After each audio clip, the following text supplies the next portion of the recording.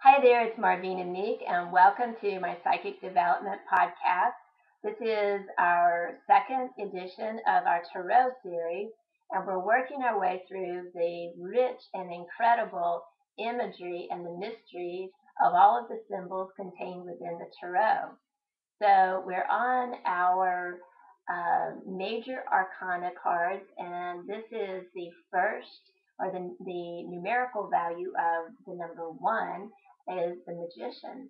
And so we talked about the full card last week, and so today we're progressing into the all of the esoteric knowledge of the magician.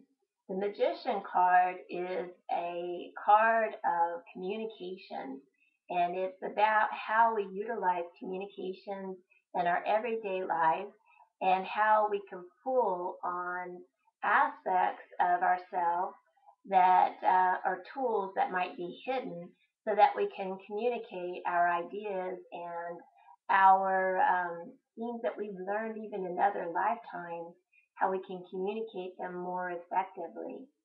So, one of the things that you want to do when you pull this card is to explore all of the different images that you see. And when you look closely, you'll see that there are 10 tools, and these are the tools of the magician. And so, in the images where you see the tools, you'll see one of them is a coin, and the coin is a way to remind us that when we communicate effectively, that we can manifest things into our physical day-to-day life. We can manifest prosperity and abundance. We can manifest opportunities. We can manifest vibrant health and well-being, all through utilizing our communications abilities. You also see an image of an egg that has some wings on it. So this is reminds us that it's more powerful when we communicate through the essence, our true authentic self, rather than to try to put on a mask and say, oh, this is the real me. It's always more powerful to communicate from your true natural self rather than through a mask or through a facade. There is a cup on there that has the image of the snake on the top. The cup is a way of reminding us that when we tie in our feelings, that we are in a more powerful place to be able to manifest when we get that energy, and all of that transformative power of our feelings is tied in with that image. You see a little scroll on the card, and the scroll is about reminding us that we communicate through the written word, that we can communicate effectively in that way. There is a little lamp on there that you could call the Aladdin lamp or the genie lamp. And this says, reminds us to communicate from our genius. And you also see the winged eye of Horus at the very top of the card. And this is about remembering to share our vision, what inspires us, and articulate that and utilize that in our communications. You see the magician holding the wand, and I call this the phoenix wand. And it is a way for us to remember to share what works for us, what our spiritual ideas are, our philosophies, our belief systems, but what has actually worked for us and made sense in our lives or given value to our lives.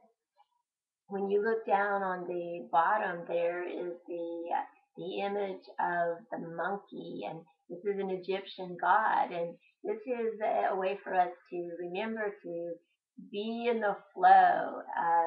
I think of it as being in the infinity loop, like being right there in the center, where we're in the right in the center of the universe, being flexible. We're more able to catch the creative waves, the creative energy, the ideas when they come in. So that's one of the things of that. little image wants to remind us. And there's an arrow at the very top of the card that's going through the eye, and this is about timing. This is be aware of your timing, that you communicate more effectively when you utilize good timing in there. The sword on the card reminds us to articulate our ideas and to get to the point of everything. So these are the tools of the communication of the magician, and when you utilize the tools of the magician effectively, your communications will reflect that. So there's also some really wonderful affirmations that you can use with this card. One of them that I like is the affirmation of I am the magician. I create magic in my everyday life, and I am a fountain of ideas and creativity. And so there are some of the things that you can incorporate into your reading when you pull the magician card. Always remember when the card is reversed that it reflects a little bit of a different interpretation, and you can see all of this on my blog spot. If you want to go to my blog, I have the reversal information, and I also have what we spoke about today so that you can see it in writing. And you can access my blog spot through my website at MarVeena.com. And while you're at my website, be sure and sign in and sign up for my e-zine. It's free. I publish it once a week, and it has psychic development tips every week. I also have spiritual hints and ideas. There's a 5-minute mini meditation that I publish new each week, and it keeps you up with different events that I do across the United States. So I look forward to hearing from you.